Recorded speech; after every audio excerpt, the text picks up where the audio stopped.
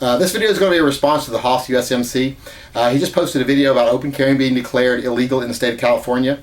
And in that video he poses a question to the viewers of, do we believe that the activists that were supporting open carry are somehow responsible for the legislation being passed? And if so, how do we fight it? To address the first part of the topic, yes, they are responsible in some way for it being passed. Now that's not saying they did something wrong, but unfortunately we live in a land where popular is more important than being correct or being just. So when politicians deal with things, they tend to react to hysterical crowds in a very sympathetic way. As soon as they see the majority of the people thinking something, they go with it. Whether they agree with it or not, they just go with it. So the problem you have is you have all these people that get incited by seeing someone open carry like it's some sort of horrible thing, and they get all riled up and they start calling their politicians, they start calling their local representatives. They want this stopped because they think it's wrong. You see this all the time where people think, oh, it's either immoral, they think it's just wrong, just multiple different reasons they disagree with it, and somehow they think that just because they disagree with something that makes it wrong. And they think that if they can get the majority of people to disagree with it, that somehow makes it wrong. That's not the case. Popular and just are not the same things. So you run into this problem when you openly fight for something that's unpopular. And let's face it, open carry is unpopular. Even in the gun community, the best you could probably hope for is a 50-50 split. But I'd be willing to bet it's more 60-40, 70-30 of people that are against open carry. I personally am not for it or against it. I wouldn't open carry myself unless it was something everybody did. But I myself don't want to be the person standing in the bank looking at my receipts when someone breaks in to rob the place and sees my gun and shoots me first. So I would rather keep my tactical advantage to myself. That's just my personal opinion. That doesn't mean one is right and one is wrong. That's just what I think and what I prefer. So, like I say, this is something that's unpopular. When you fight for something that's unpopular, you have to be willing to accept the fact that there may be this backlash of popular opinion.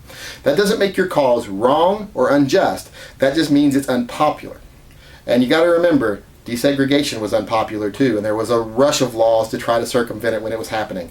And the courts had to declare it unconstitutional for something to finally happen. So just because something is popular doesn't mean that it's something that is the right thing to do, and unfortunately politicians don't care about that. They just care about keeping Johnny Voter happy, and a lot of times they'll pass things knowing, okay, I'm making the voter happy, but it's going to be declared unconstitutional, so I kind of get to have my cake and eat it too. So I can act like I'm doing something to keep people happy, but not really do anything of any value.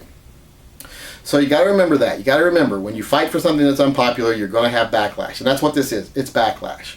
And so yes, they did have a part in it, but not a part in it in any way they could have changed.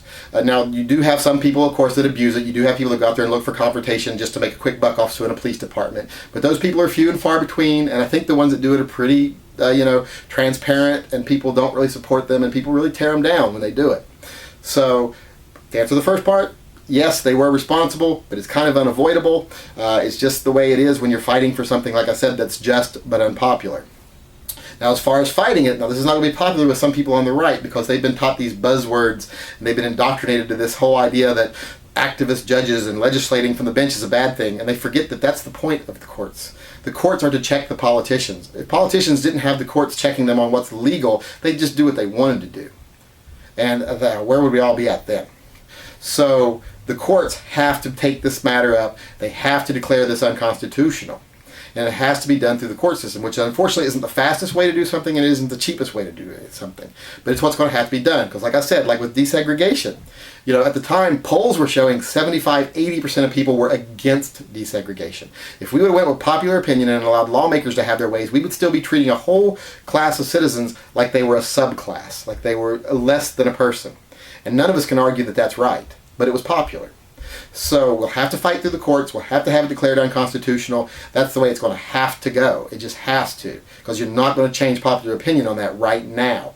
It's going to have to be, but you still got to keep fighting, and you still got to stay visible, and you can't worry about the backlash too much because you have to stay out there, and you have to let thinking people keep seeing it and saying eventually, because eventually a person will say, what am I really fighting against here? What am I really upset about?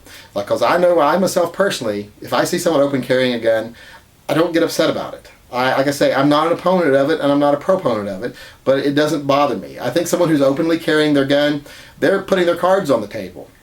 I think if someone's going to go do something wrong, if they're planning on going shooting up a school or taking out their ex-wife, they're not going to ruffle feathers on the way from A to B.